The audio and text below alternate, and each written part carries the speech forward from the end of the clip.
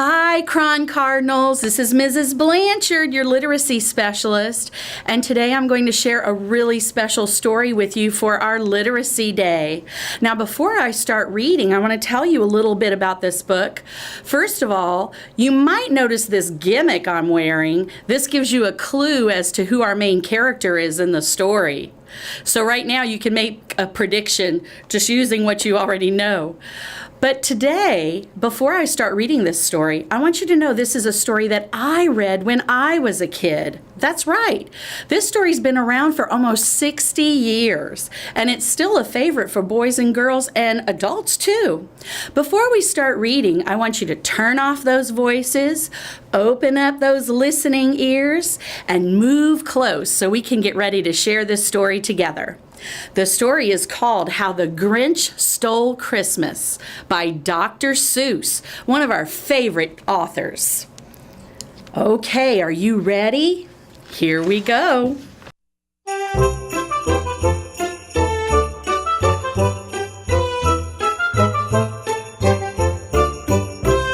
Every Who down in Whoville liked Christmas a lot. But the Grinch, who lived just north of Whoville, did not. The Grinch hated Christmas, the whole Christmas season. Now please don't ask why. No one quite knows the reason. It could be his head was screwed on just right. It could be, perhaps, that his shoes were too tight. But I think that the most likely reason of all may have been that his heart was 2 sizes too small. But whatever the reason, his heart or his shoes, he stood there on Christmas Eve, hating the Whos, staring down from his cave with a sour, grinchy frown at the warm lighted windows below in their town.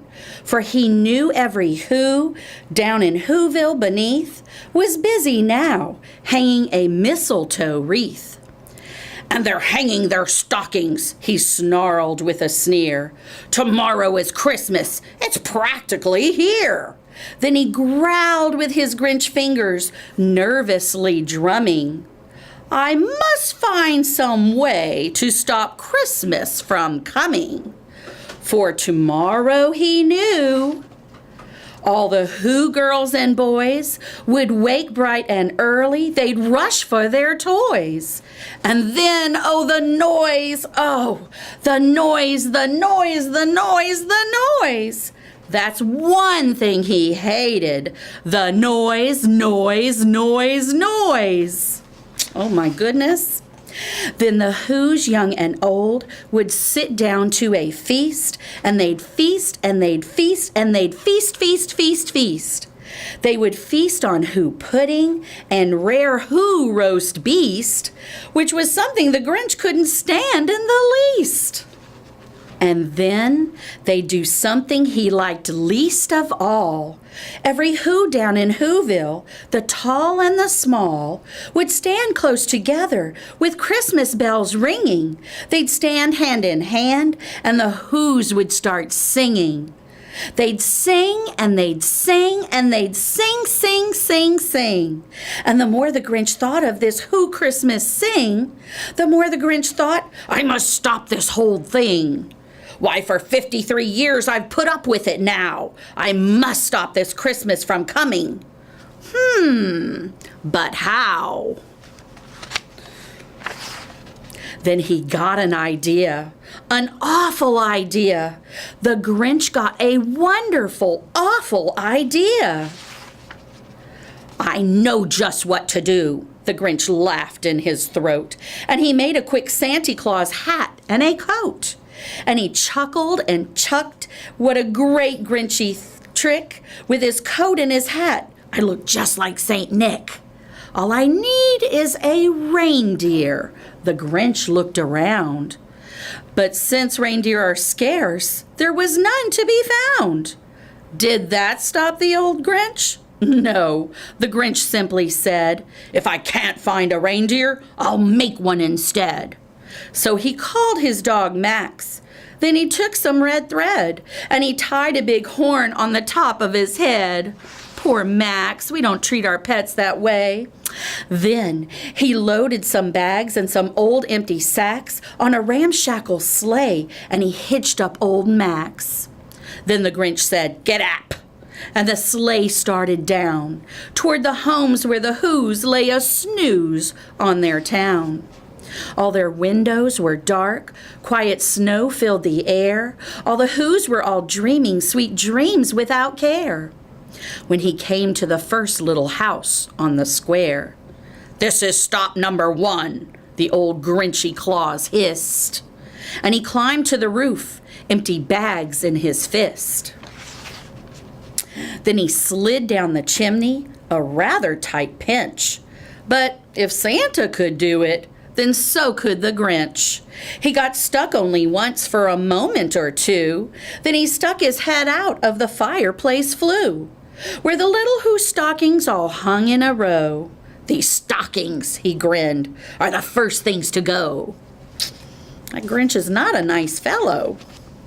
Then he slithered and slunk with a smile most unpleasant around the whole room, and he took every present: pop guns and bicycles, roller skates, drums, checkerboards, tricycles, popcorn, and plums. Oh, and he stuffed them in bags. Then the Grinch very nimbly stuffed all the bags one by one up the chimney. Then he slunk to the icebox. He took the Who's feast. He took the Who pudding. He took the roast beast. He cleaned out that icebox as quick as a flash. Why, that Grinch even took their last can of Who hash. Then he stuffed all the food up the chimney with glee. "And now," grinned the Grinch, "I will stuff up the tree." Ooh. And the Grinch grabbed the tree and he started to shove when he heard a small sound like the coo of a dove. He turned around fast and he saw a small Who, little Cindy Lou who was not more than 2. The Grinch had been caught by this tiny Who daughter who'd got out of bed for a cup of cold water. She stared at the Grinch and said, "Santa Claus, why? Why are you taking our Christmas tree? Why?" But you know, that old Grinch was so smart and so slick. He thought up a lie, and he thought it up quick. "Why, my sweet little tot," the fake Santa Claus lied, "there's a light on this tree that won't light on one side. So I'm taking it to my workshop, my dear. I'll fix it up there, then I'll bring it back here." And his fib fooled the child. Then he patted her head, and he got her a drink and sent her to bed. And when Cindy Lou Who went to bed with her cup, he went to the chimney and stuffed the tree up. Then the last thing he took was the log for their fire. Then he went up the chimney himself, that old liar.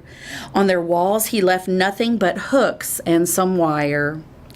And the one speck of food that he left in the house was a crumb that was even too small for a mouse.